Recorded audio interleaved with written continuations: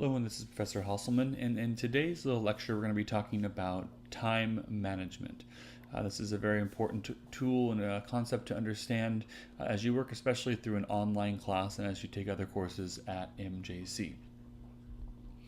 Now, people approach the concept of time differently based on their personalities and backgrounds.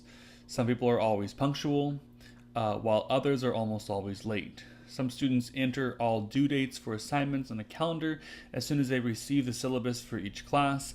Other students take a more laid back approach and prefer to go with the flow rather than follow a daily or weekly schedule.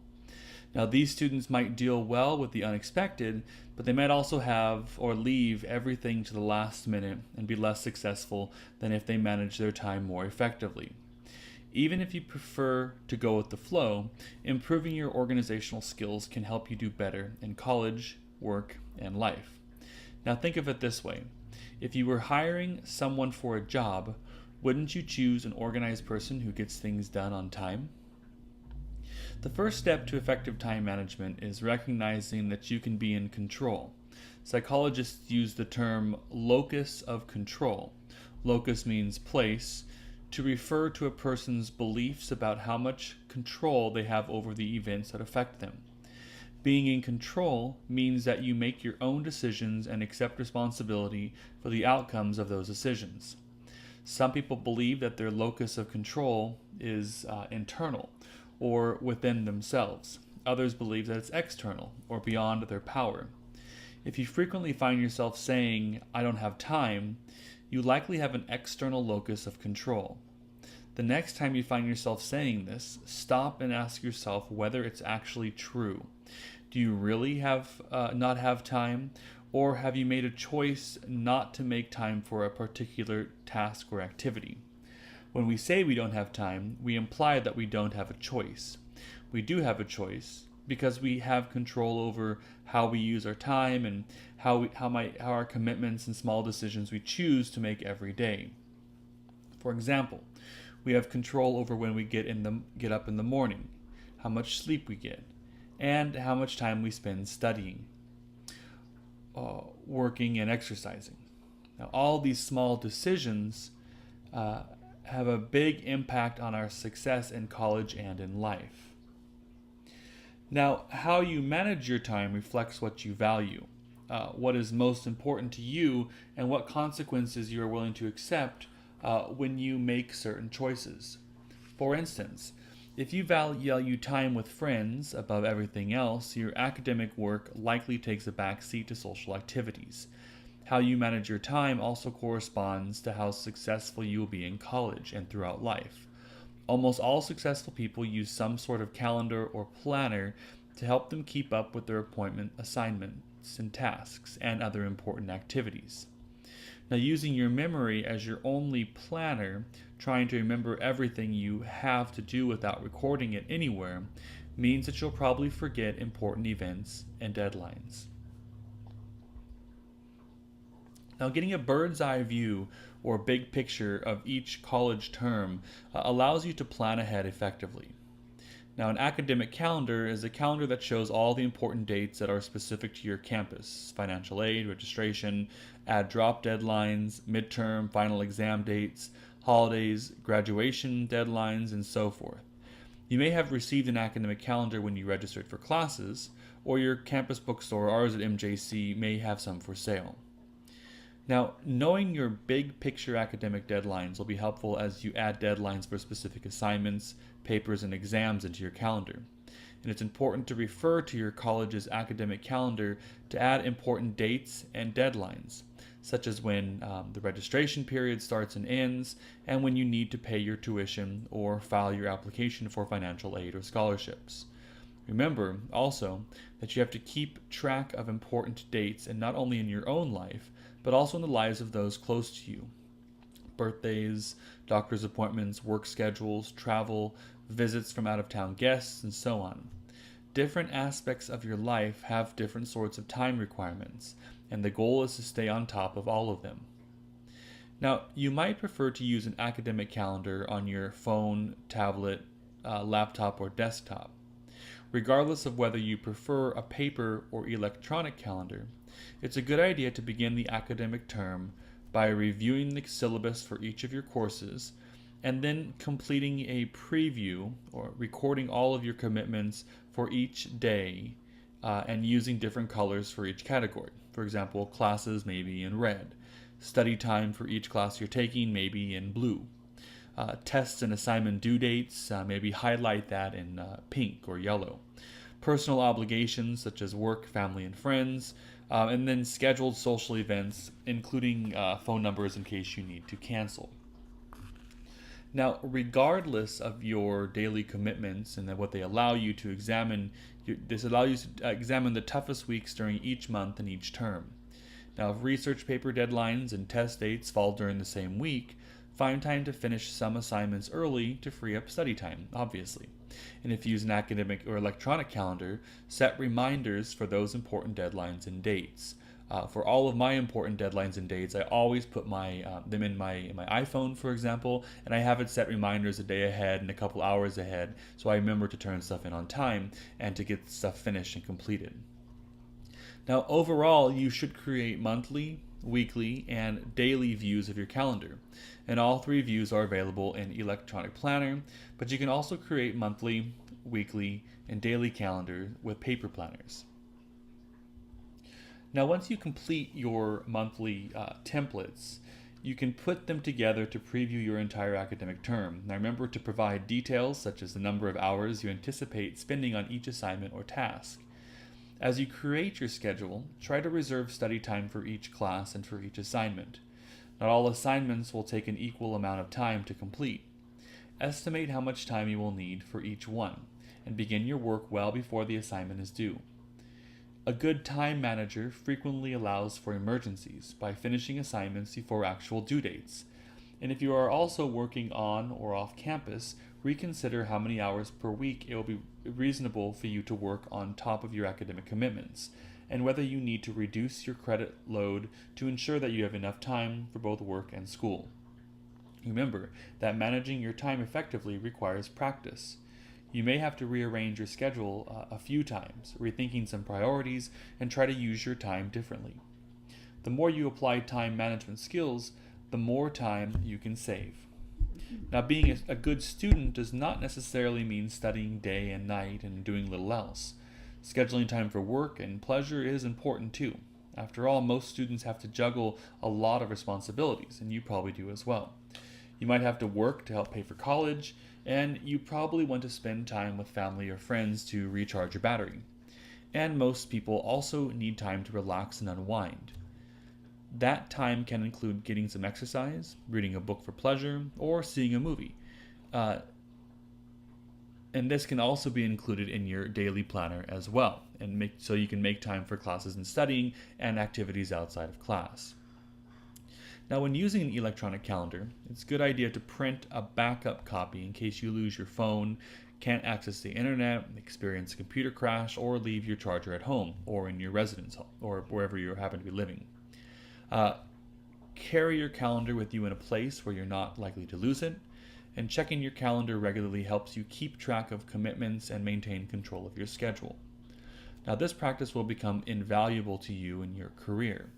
Check your calendar daily for both the current week and the coming week, and it takes just a moment to be certain that you aren't forgetting something important, and it helps relieve stress. Consider setting regular times to check your calendar every day, perhaps right after eating breakfast, and then keep again in the evening to see what's coming in a day and a week, in the days and the weeks ahead. Now, keep the following points in mind as you organize your day. Set realistic goals for your study time. Assess how long it takes you to read a chapter in your different textbooks and how long it takes you to review your notes from different instructors. Use waiting, commuting, and travel time to review. Allow time to review your notes as soon as you can after class, and you can review your notes if you have a break between classes or while you're waiting for or riding the bus or train. Consider formally budgeting this commuting time in your planner. And if you have a long drive, consider listening to recorded notes or asking those riding with you to quiz you. And make a habit of using waiting time wisely and it will become a bonus study time to help compensate for unexpected events that might pop up in your day and throw off your schedule. Limit distracting and time-consuming communications. Check your phone, tablet, or computer for messages or updates at a set time, not whenever you're tempted to do so. Constant texting, browsing, or posting can keep you from achieving your academic goals. Remember that when time has passed, you cannot get it back. Avoid multitasking. Doing more than one thing at a time is referred to as multitasking, and it requires that you divide your attention among tasks. You might think that you're good at multitasking. However, the reality is, and research shows, that you can get tasks done faster and more accurately if you concentrate on one at a time. Don't take my word for it. Try setting up your schedule to focus on one important task at a time, and you'll probably find you do better job on your assignment, tests, or project. Be flexible. You cannot anticipate every disruption to your plans. Build extra time into your schedule so that unexpected events do not prevent you from meeting your goals. And also, schedule breaks. Relax, catch up with friends and family, or spend time in the cafeteria or student center. Just give yourself extra time outside of school. Now, let's talk a little bit about procrastination. So, procrastination is the habit of delaying something that needs your immediate attention. Putting things off can become a serious problem for college students. Dr. Piers Steel, a leading researcher and speaker on the science of motivation and procrastination, writes that procrastination is on the rise, with 80 to 95% of students in college spending time procrastinating. Now, according to Steele, half of college students report that they procrastinate on a regular basis, spending as much as 1/3 of their time every day in activities solely related to procrastination. All this procrastination takes place even though most people include researchers who study the negative consequences of procrastination and view procrastination as a significant problem. These numbers, plus the widespread acknowledgement of the negative effects of procrastination, provide evidence that it is a serious issue that trips up many otherwise capable people. Researchers at Carleton University in Canada have found that college students who procrastinate in their studies also avoid confronting other tasks and problems and are more likely to develop unhealthy habits, such as higher levels of alcohol consumption, smoking, insomnia, a poor diet, or lack of exercise. The good news is that of those people who procrastinate on a regular basis, 95% want to change their behavior. As a first step towards initiating change, it's important to understand why people procrastinate. According to Steele, some people who are highly motivated fear failures, and some people even fear success.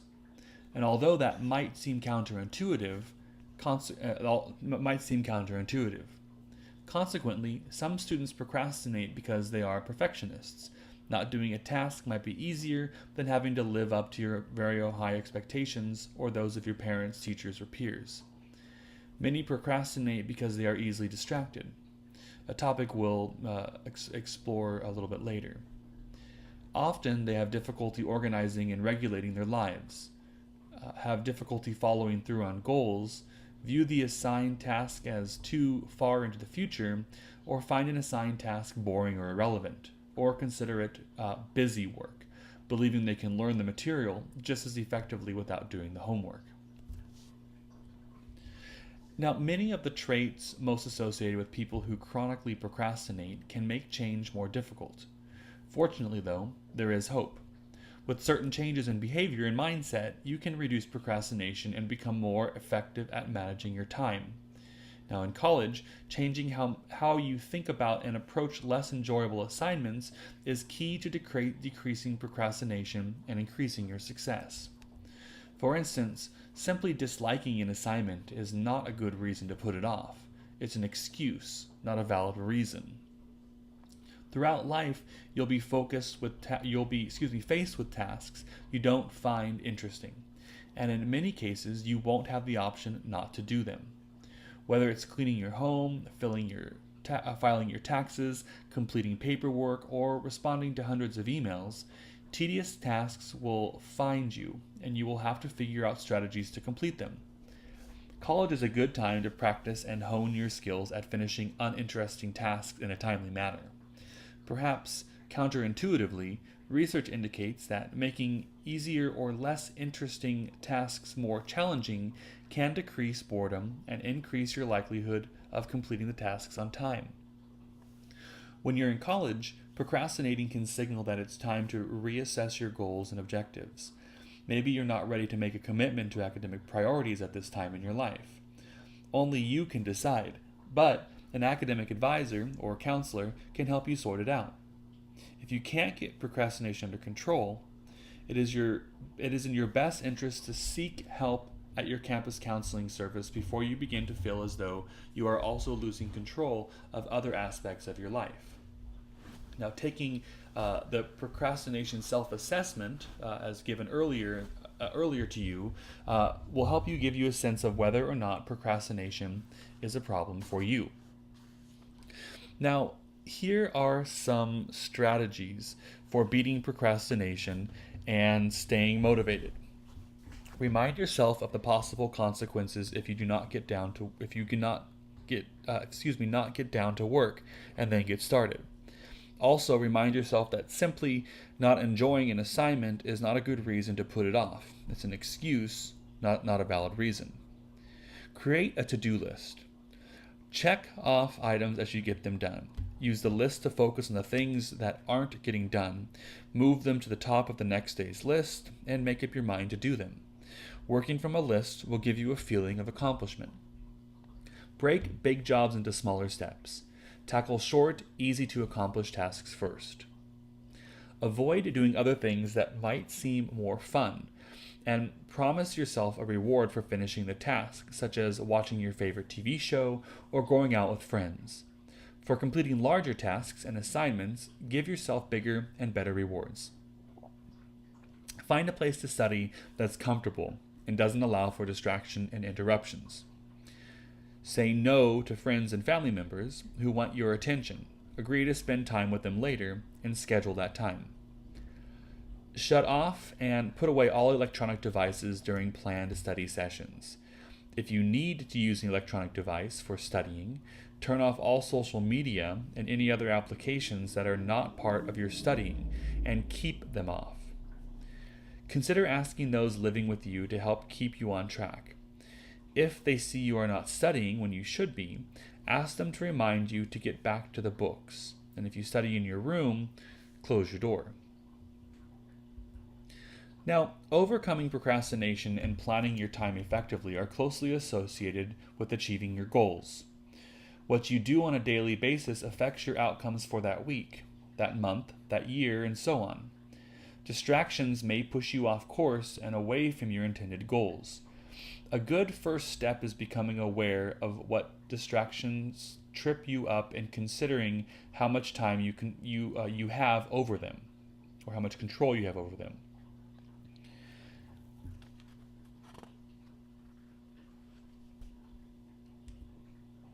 Now, as you work to overcome procrastination and limit distractions, think about how to prioritize, which means putting your tasks, goals, and values in order of importance. Ask yourself which goals are most important, but also which ones are most urgent. For example, studying in order to get a good grade on tomorrow's test might have to take priority over attending a job fair today, or completing an assignment that's due tomorrow might have to take priority over driving your friend somewhere. However, don't ignore long-term goals in order to meet short-term goals. With good time management, you can study during the week prior to the test so that you can attend the job fair too. Skilled time managers often establish priorities by maintaining a term calendar and to-do lists on which they rank the items in order of importance to determine schedules and deadlines for each task. From the beginning of the term and the semester, plan your work on term papers and major projects that might not be due for several weeks or even months. Consult with a tutor or a more experienced student to help you break large assignments down into smaller steps, such as choosing a topic, doing research, creating an outline, or writing a first draft. Once you have entered your future commitments in a term paper and decided how your time will be spent each week, create your to-do list, which is especially handy for last-minute reminders. A to-do list helps you keep track of errands to run, appointments to make, and anything else you might forget. You can keep this list on your cell phone or tablet in a notebook, or on a bulletin board in your room. Use your to-do list to keep track of all the tasks you need to remember, not just academics. Consider developing a system for prioritizing the items on your list, using different colors of ink for different groups of tasks, highlighting the most important assignments, marking items with 1, 2, or 3 stars, or adding letters A, B, C, and so on to indicate which tasks are most important.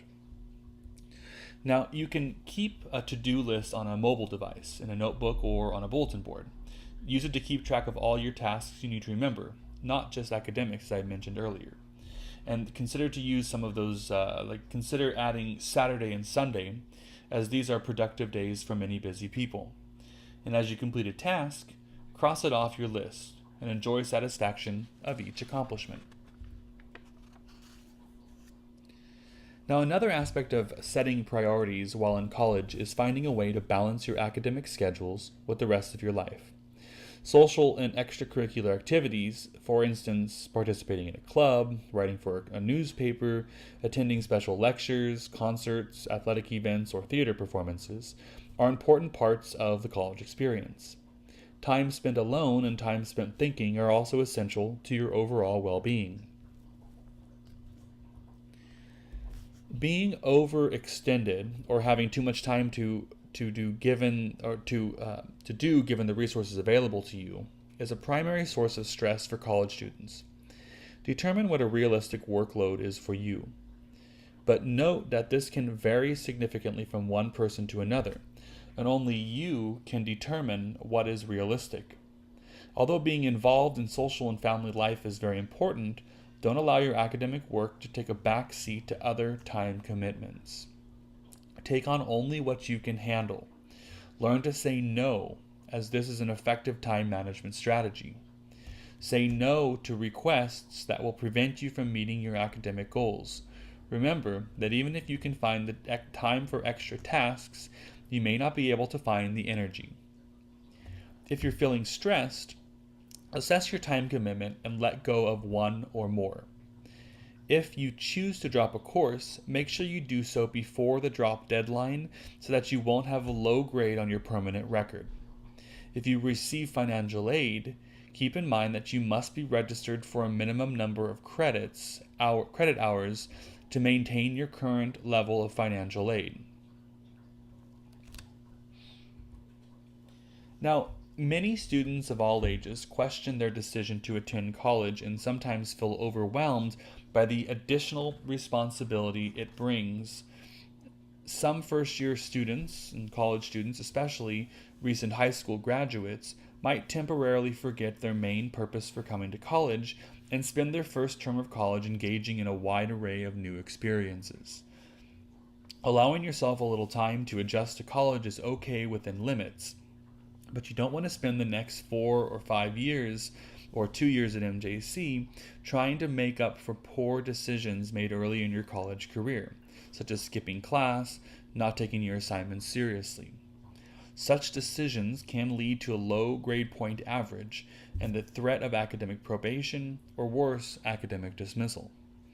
A great way to focus and to keep your priorities on track is to finish what needs to be done before you move from work to pleasure. From time to time, you will have competing responsibilities. For example, you might have to work additional hours at your job when you need additional time to study for an exam. In cases like these, talk to people involved, including your instructors and your employer, to see how you can manage the conflict. Now, hopefully this will help you figure out some ways to manage your time in this course and in your other college courses. And before we leave, I have got a couple more slides to show you here. So here's an sample of a monthly schedule. So if you notice this, they put all the important things on here. The first day of classes, for example, if you look at the month of September the 4th, 9 to 12, they have their psychology class. 2 to 5, they have work. 8 to 9, they've scheduled out some time to read chapter 1. So if you notice their homework, they wrote in blue. Class times, they wrote class times and events during the day, they wrote in pink. And in black, they wrote their work schedule. And then for each of their important assignments, so if you look on Tuesday, September the 18th, there's a psychology test, which I highlighted in pink, and a math quiz the next day, and English summary due. So that means they have lots of stuff due, which means they're going to have to work on, like for example, they have a math quiz on Wednesday the 19th, and so 8 to 9 they're reviewing for that math quiz, and every day they're scheduling out some times. And then a couple parties and some birthdays they highlighted in blue. Now, a great tip is to get digitally organized. Now, one way to do this is to use a free electronic calendar or a phone app. Now, mapping out your schedule doesn't have to be a chore. Think of a well-appointed calendar as a compass for a college student. Besides being a guide for motivating your current term, it will also keep you pointed towards your long-term goals. Now, select the device and platform you'd be most likely to use.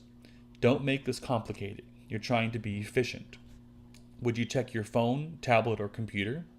Do you have a Gmail or Hotmail account already?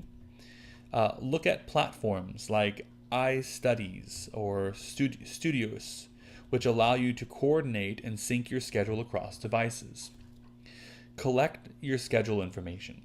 Depending on what system you're using, look at the syllabi you have gotten from your classes, especially if your instructors provided schedules for assignments, tests, quizzes, and projects. Also, go to your college's website and get a copy of your academic calendar, which will include dates that the college is closed, registration dates, and other important information. Use the information you've collected. Set up your electronic calendar with important dates and your class schedule for the term. Your electronic calendar will allow you to repeat a weekly schedule so you won't have to type in each class meeting time individually. Set up alerts for major events on your schedule so that your electronic calendar will send you text or email reminders in advance. If you are confused about how to do this, you can go to YouTube and search something like set up a Google Calendar to repeat and remind. Pick a time every week to review your schedule. Add things you need to accomplish to the list, make a to-do list, and cross off tasks as you complete them. Now, remember, add your work schedule or other regular commitments and social events so that you see them in real time next to your class schedule. Doing so will help you make time for the things you really want to do. Setting up your schedule at the beginning of the term does take time, but fortunately, this is usually the time when fewer assignments are due. Having a schedule will pay big dividends in fewer missed assignments and deadlines, or worse, showing up for class a day when there are no classes. So I hope you enjoyed this discussion, this lecture on time management, and I hope you use some of these tips in this class and in your future endeavors as well. This is Professor Hasselman, and this was on time management.